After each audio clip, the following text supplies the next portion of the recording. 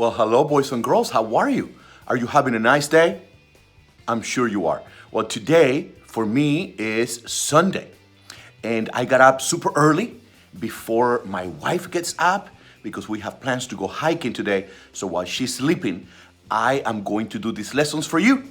And some friends are coming, so they're going to be making a lot of noise. So I have to make sure that the lessons are ready, completely ready for you for the week. Okay? So as always, we are going to be doing what?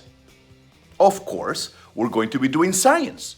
And we're going to continue with erosion and weathering. But today, we're going to concentrate on something specific that I love going to. And I give you a few clues. It has blue-green water. It has a lot of sunshine. It has a lot of sand. Did you guess? Yes, we are going to be exploring the beach. Absolutely. And my favorite beach in all the world. My one beach that, I love all the beaches, but the one that I love the most is South Beach in Miami. I just love the water there. I love the white sand and how shallow it is. I can walk and walk and walk. And I love, this has nothing to do with the beach, but I love the food, all the restaurants around the beach. Anyways, let's get to our learning target for today. So our learning target is, I can make observations, formulate questions, and collect data to explain how beaches are formed. So we're going to be collecting some information, some data, after we make observations, and we're going to create some questions to be able to explain how beaches are formed. So we can enjoy it. We can enjoy the beach, we can do all these things around there, but how did they get there? How were they formed? And that's exactly what we will be doing today. Exploring how beaches were formed. So let's get right to it. So to get started with our lesson today, I want you to open a document that is titled Beaches. You see it right there? I want you to open that document.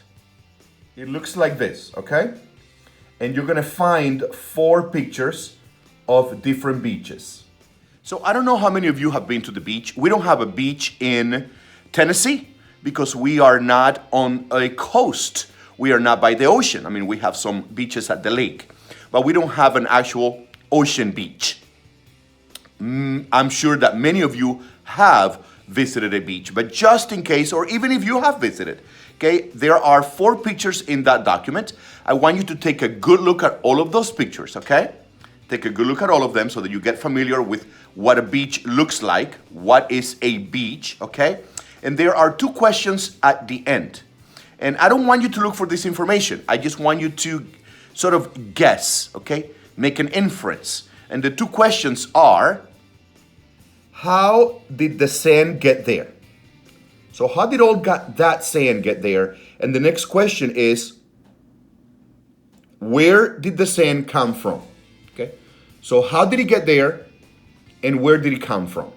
So answer those 2 questions after looking at the 4 pictures carefully. So pause this lesson and work on that.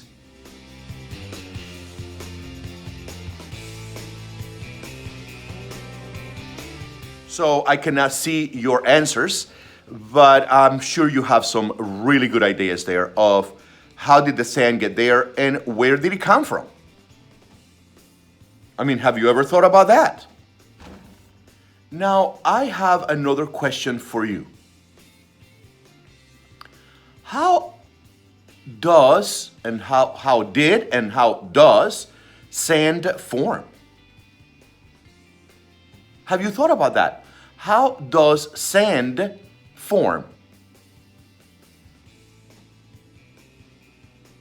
What do you think? What do you think? Take a moment, think about it. And in your head or out loud, maybe you have somebody walking around your house. If you are at your house or you're in your classroom, you can turn and talk to a partner. How does sand form? What do you think?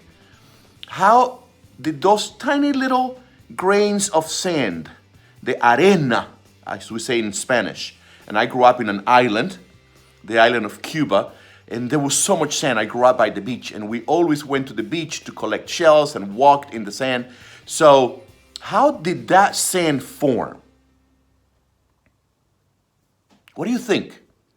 Take a moment to answer that question and talk to a friend or talk to somebody at your house if you are at your house doing the lesson. So did sand come from trees? How about from animals? Did sand come from animals? Well, maybe from the clouds. Where did sand come from? What if I told you that sand comes from rocks? That at some point, sand used to be a huge rock. And then it was broken down into smaller pieces and smaller pieces and smaller pieces and smaller pieces. And you know, because we've been already doing many lessons, that happened through the process of weathering and erosion.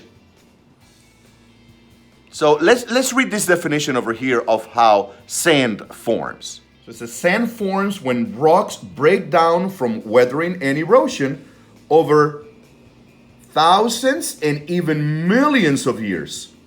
Rocks take time to decompose, especially quartz and feldspar. So often starting thousands of miles from the ocean. So big rocks get broken down by rain, by wind, right? Through erosion and weathering. And then those parts get broken into smaller ones and smaller ones and smaller ones. And after thousands and millions of years, guess what? We have sand. But I have something super interesting for you to do now, which is going to require you to observe, take notes, and formulate some questions. Before we get into that, I have something super interesting to tell you. Do you recognize this fish from Finding Nemo? Yes, the clownfish. Do you know that sand also is clownfish poop?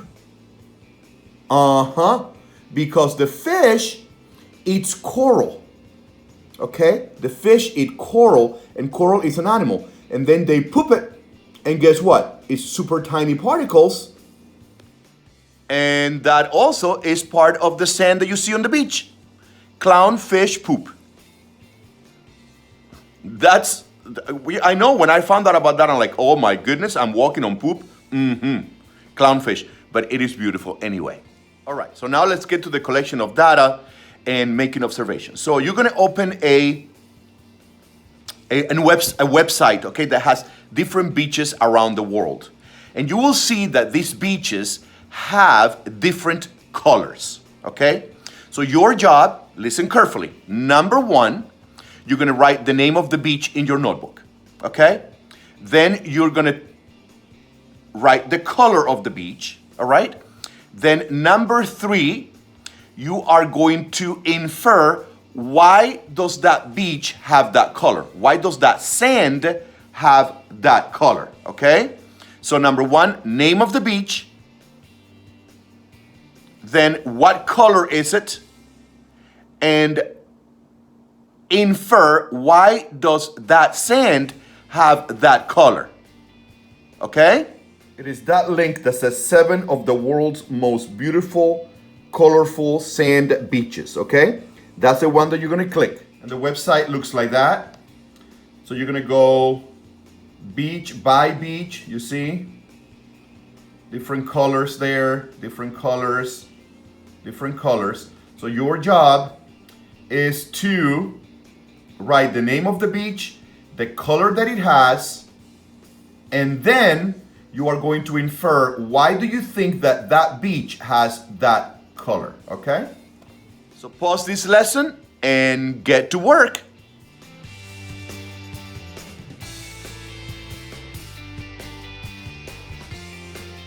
Beautiful places, right?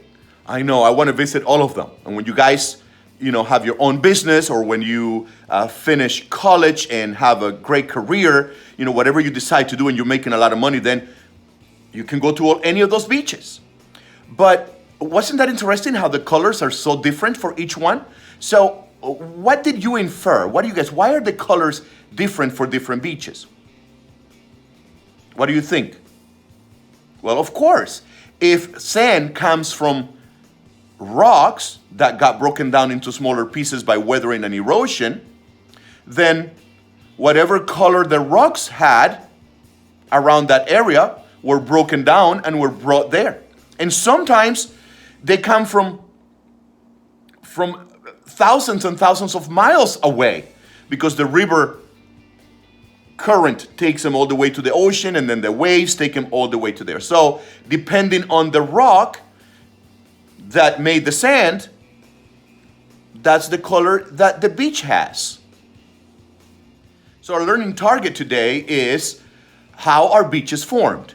Well, you have a lot more information now about where the sand comes from, right? And we knew about erosion and weathering. So we know that weathering is when the rocks are broken down right there into smaller pieces without being moved. And then erosion through water and wind carries those away, right? And it can travel hundreds, thousands of miles. And as they travel, they get smaller and smaller and smaller. Okay, so we have a lot of information after looking at those pictures, after looking at the definition of how sand is formed, after really knowing what erosion and weathering is. We have a lot of information to now explain. Let me show you what you're going to explain. So now you are going to draw a 4-panel comic strip, okay? That shows a beach being formed over time. Remember that it takes thousands and millions of years for a beach to form. Make sure to include all the forces that help create the beach, okay? So you're gonna create a 4-panel comic strip, okay? Right here, how it starts, then what happens after, and finally we have the beach, okay? So be creative, be creative. You are showing the process of how a beach is formed, okay? That's going to really show to yourself and to your teacher that you understood the target of how a beach is formed, okay? So take all the time that you want, or the time that your teacher gives you, to explain through a 4-panel comic strip how a beach is formed.